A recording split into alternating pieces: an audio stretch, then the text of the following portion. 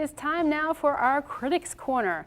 And one indie film that is getting lots and lots of praise is called Yes, Your Tide is Cold and Dark, Sir. And here with me now is the director and the star of the movie, Christopher Malinowski. Welcome, Christopher.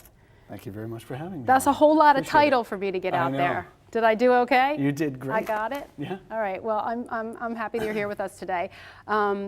You are originally a Delaware guy. Yes. Born and raised. I was born and raised in Delaware. So for a short period we lived in Pennsylvania, but most of my formative years were spent in Delaware. So as we said though, PA, Delaware, and this part of New Jersey, we're our own union here. Mm-hmm. So, but that's pretty neat. And a lot of people that worked on the film with you are from the area. Yes. Yeah, that's really cool. Yeah, mostly Philadelphia, actually. So, but you didn't start out in film. You started out in music. Mm-hmm. And so tell us a little bit about where you started. My father had a music store in Delaware named Mal's Music, and I learned to play guitar there.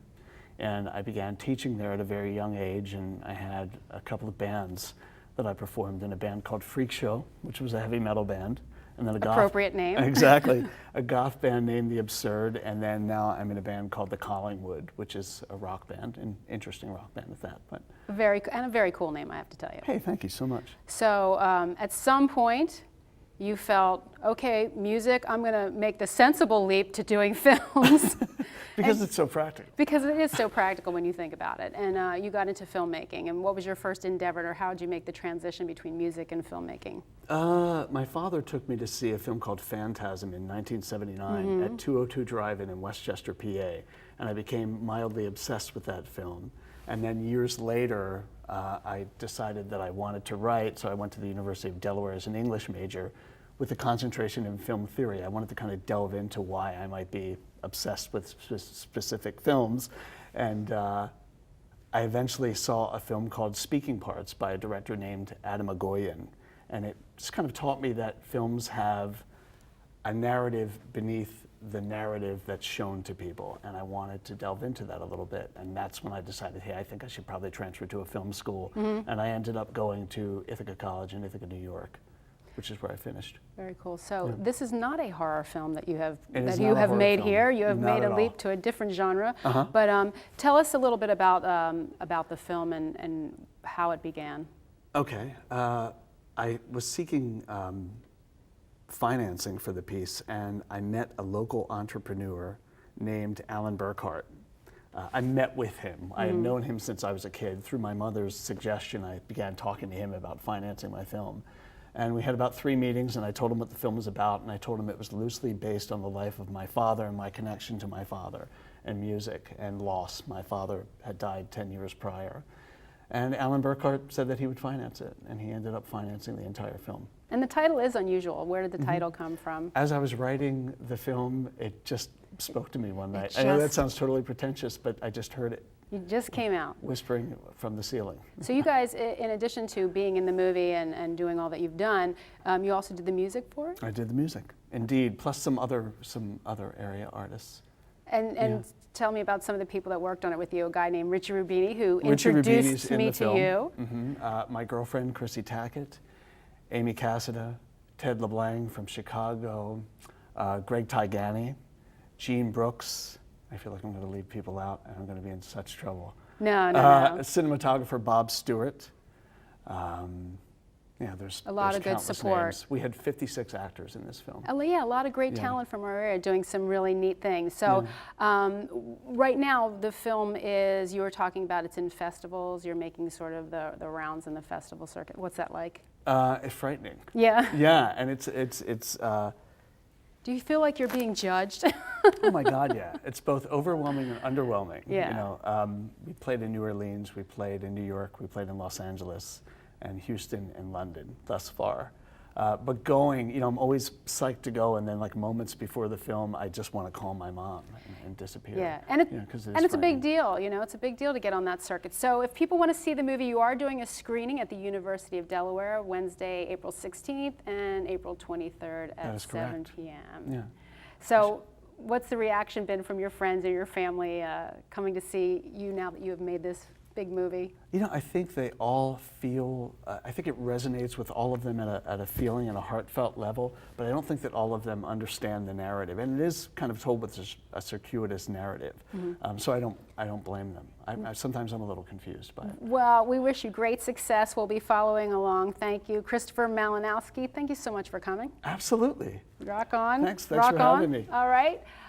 So take a look at some of the new movies that are going to be in the theaters and on DVD this week.